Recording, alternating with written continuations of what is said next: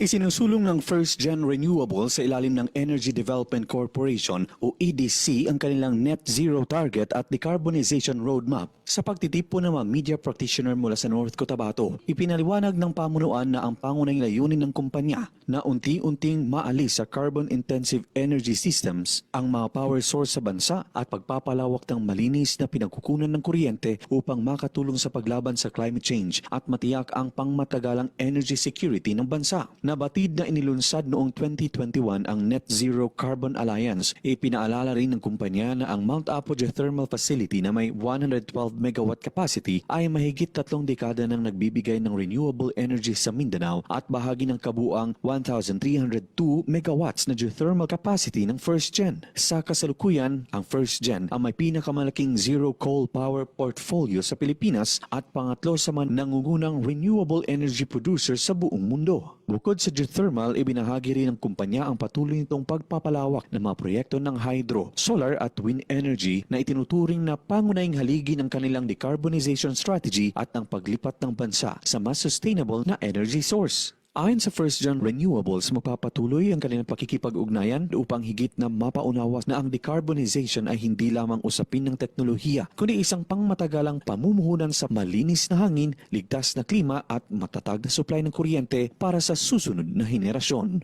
Luigi Alan Tutor, NDBC, Bida Balita.